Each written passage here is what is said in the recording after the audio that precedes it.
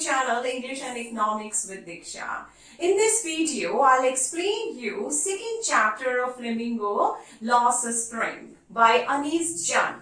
In this, I'll cover justification of the title, theme of the lesson, notes of every page of your NCERT book, and I'll end my video with important questions that have been coming in your exam for 10 years. Let's see.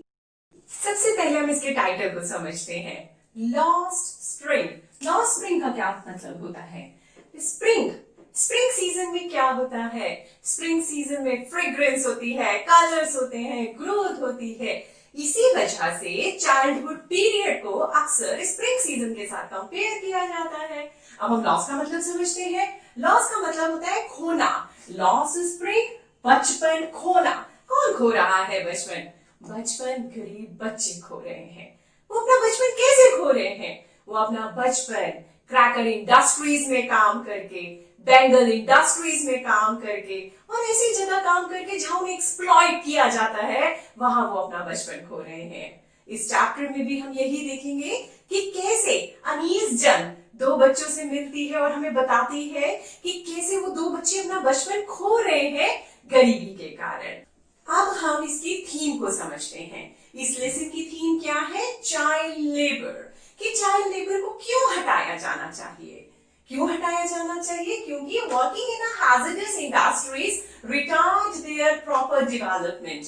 कि जो hazardous industries होती हैं जैसे crackers industries, bangles industries, वो क्या करती हैं? इनकी जो डेवलपमेंट है, बच्चों की डेवलपमेंट को रिटार्ड कर देती है. रिटार्ड का क्या मतलब होता है? स्लो बना देती है. वो इतना अच्छा डेवलपमेंट उनका नहीं हो पाता है. Lost their freedom and most enjoyable period of the life. और बच्चे जब कमाते हैं, काम करते हैं, तो अपनी जिंदगी का मोस्ट एंजॉयबल पीरियड को खो देते हैं और फ्रीडम भी खो देते हैं. Unable to take education. और जब वो काम करेंगे तो वो पढ़ाई कैसे करेंगे? ठीक है. अब हम समझने जा रहे हैं कि इट कैन बी एलिमिनेटेड. इसे कैसे हटाया जा सकता है, जो कि आपके एग्जाम में आता है. Sincere enforcement of law banning child labour. कहते हैं कि सिंसियर एनफोर्समेंट, सिंसियर इंप्लीमेंटेशन होना चाहिए. अगर सिंसियर इंप्लीमेंटेशन होगा बैनिंग चाइल्ड लेबर पर, तो इसे हटाया जा सकता है.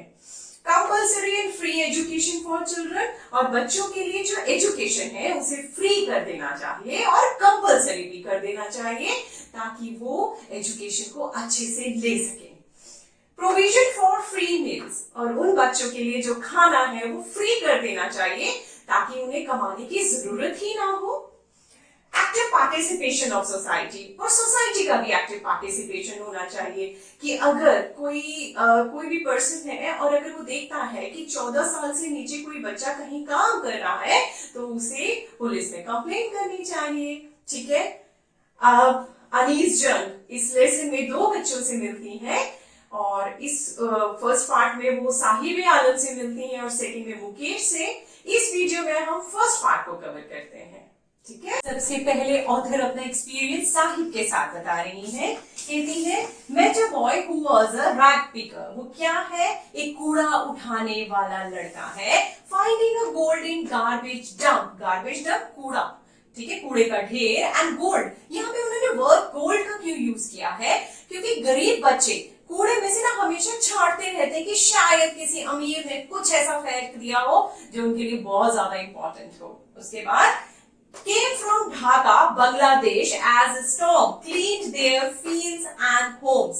क्यों आए हैं वो सीमापुरी में ये सब? क्योंकि ये लोग ढाका में रहते थे, बांग्लादेश में, जहां पर तूफान आने से उनके जितने भी खेत थे, घर थे, सबके सब तबाह हो गए थे.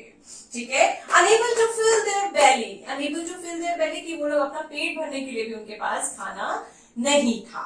उसके बाद ऑथर प्रॉमिस. ऑथर उनसे पूछती है, क्योंकि चाइल्डहुड स्टेज है, तो उनसे पूछती है कि तुम स्कूल क्यों नहीं जाते हो? Knowing the value of education, advice to go to school. कि तुम स्कूल जाओ. Made an excuse, there is no school in his neighbourhood. साहिब उन्हें क्या जवाब देता है कि हमारे यहाँ पे तो कोई भी आसपास ना पड़ोस में स्कूल ही नहीं है. उसके बाद वो प्रॉमिस करती है, आई विल ओपन इट, कि मैं स्कूल खोल के दूं. तो लेकिन जैसे वो ये प्रॉमिस करती है, उन्हें एक अजीब सा इमीडिएट ऐसा लगता है इमीडिएटली कि मैंने कुछ गलत बोल दिया, जो मेरी एडवाइस है उसको मैं कैसे पूरा कर दूंगी, मैं कैसे स्कूल खोल दूंगी। लेकिन बाद में वो अपने आप को खुद ही जवाब देती है कि इस तरह के प्रोमिसेस तो इन गरीबों के साथ हर कोने में हो रहे हैं। वोटिंग के टाइम इन लोगों को प्रॉमिस किए जाते हैं हम ऐसा कर देंगे, लेकिन ऐसा कुछ भी नहीं होता है। उसके बाद ऑथर उससे उसका नाम पूछती है और वो अपना नाम बताता है साहिब आलम।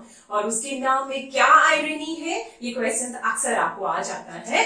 Irony, on asking his name, he told Sahib Alam, which means Lord of Universe. क्या नाम बताता है वो अपना? साहिब आलम, जिसका क्या मतलब है? पूरे यूनिवर्स का भगवान। लेकिन in contrast to his name, लेकिन अपने नाम के बिल्कुल उल्टा, वो क्या है? एक पॉवर्टी स्ट्रिकन है, गरीब है, बेयरफुटेड, नंगे पांव रहता है, एंड रैक पिकर है, कूड़ा उठाने वाला है। Reason of not wearing chappals. और उसके बाद ऑथर जब सबको जान जाती है वहां के छोटे छोटे बच्चों को, फिर उनसे पूछती है तुम नंगे पांव क्यों रहते हो? तो सब अपना रीजन बता रहे हैं। कहते हैं mother doesn't bring them down from the shelf, कि मम्मा ना ऊपर से ऊपर पड़ी होती है शेल्फ से, शेल्फ पर, वो नीचे उतार कर नहीं देती है। Some throw them off, कुछ कहते हैं कि मम्मा देती है ये फेंक देते हैं नीचे। And कई क्या कहते हैं it is their tradition to stay barefoot, और उसमें से एक कहता है कि ये हमारी परंपरा है कि हमें नंगे पैर रहना पड़ता है। उन बच्चों से पहचान ऑथर को कहाँ ले जाती है? सीमापुरी में ले जाती है। Simapuri, a place on the periphery of Delhi, yet miles away from it. ये कोटेशन आपको अक्सर आती है, तो आप इस पे जरा ध्यान से देखेंगे। इसका मतलब माइल्स अवे क्यों बोला है? कि ये बिल्कुल पेरिफेरी, दिल्ली के बिल्कुल किनारे पर है, लेकिन फिर भी माइल्स अवे क्यों बोला कि इतनी दूर है? क्यों कहा उन्होंने? Doesn't have even a solid roof, कि उनके पास टिन का रूफ है, उनके पास एक सॉलिड रूफ नहीं है कि बारिशों में पानी टपकता है। ओके, डिवॉइड किस चीज की और कमी है? सुएज, ड्रेनेज और रनिंग वाटर। ड्रेनेज की कोई फैसिलिटी नहीं है, सुएज एंड रनिंग पानी बिल्कुल नहीं आता है। And have only ration card to buy grain. अगर वहां पे एक फैसिलिटी उन लोगों को दी गई और वो क्या है? राशन कार्ड, ताकि वो ग्रेन्स, ताकि वो अनाज वगैरह खरीद सके। ठीक है, फिर उसके बाद ये कोटेशन भी आपके लिए बहुत इंपॉर्टेंट है कि food is more important for survival than an identity. अगर ऑथर ने उनसे पूछा कि आप क्यों नहीं, आपके पास आई कार्ड है, आप क्यों नहीं बोलते हैं, आवाज उठाते हैं, तो वो कहते हैं हमें इन चीजों से कोई मतलब ही नहीं है। कहते हैं never care what kind of the facilities they have, वो केयर ही नहीं करते कि हमारे पास ये फैसिलिटीज है या नहीं है। क्यों? क्योंकि कहते हैं स्लीपिंग विदाउट हैविंग स्टमक एक is more important than any other thing, कि अगर रात को हम बिना पेट दर्द के सो जाते हैं, इससे ज्यादा हमें कुछ नहीं चाहिए। क्योंकि ढाका में हमें हमारा, जब हम रात को सोते थे हमारे पेट में दर्द होता था क्योंकि हमें खाना नहीं मिलता था। तो हमें जहां पर भी खाना मिलता है वहां हम अपना टेंट गाड़ देते हैं, और वहीं पे हमारे जो घर है वो एक ट्रांजिट होम है। हमारे घर, हमारे लिए खाना ज्यादा इंपॉर्टेंट है किसी और चीज से। गार्बेज का मतलब बच्चों के लिए और है और बड़ों के लिए और है। Meaning of garbage for elders, it is a source of survival, जिंदगी जीने का जरिया। For children it is as gold, a thing wrapped in the wonder.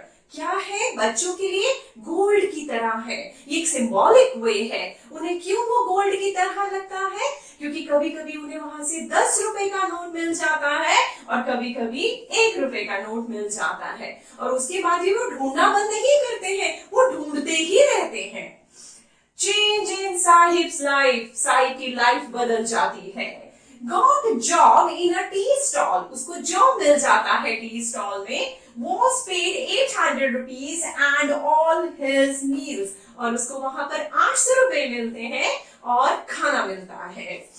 Lost carefree look, carefree look का क्या मतलब होता है? वो लुक जिसपे चिंता नहीं होती है, लेकिन साहिब उसे खो चुका है। वो उसे क्यों खो चुका है? His own light polythene bag was lighter than tea canister as it belonged to the owner of the tea shop. वो उसको क्यों खो चुका है? क्योंकि अब जो टी कैनिस्टर है वो किससे बिलोंग करता है? टी शॉप के ऑनर से। जबकि जो उसका पॉलिथीन बैग था, जो कि इतना हैवी था, वो उसको हल्का लगता था क्योंकि वो उसका था।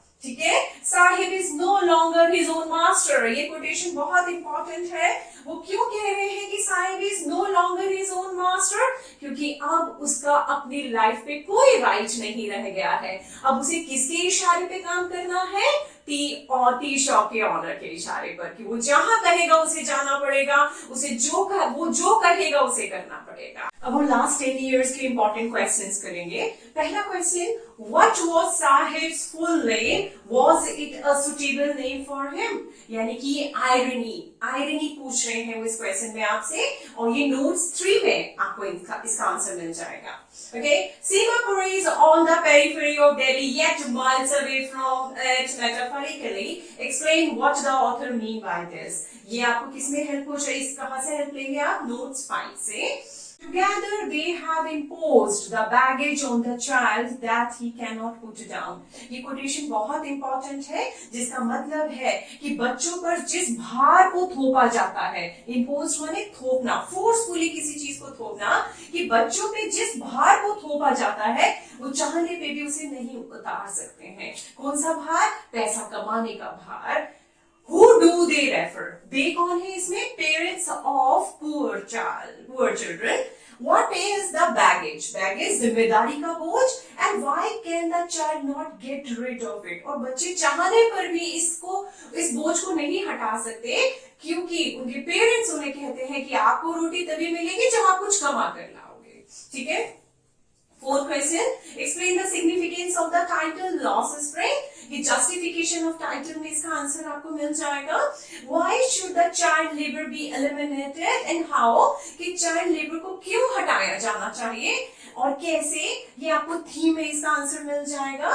Sahib is no longer his own master, says the writer. What does she mean? कि साहिब अब अपना मास्टर नहीं रहा है। ये कोटेशन भी बहुत इंपॉर्टेंट है और ये आपको नोट्स 8 में मिल जाएगी। I hope you all have understood it. If you have any kind of the problem, you just write in comments box.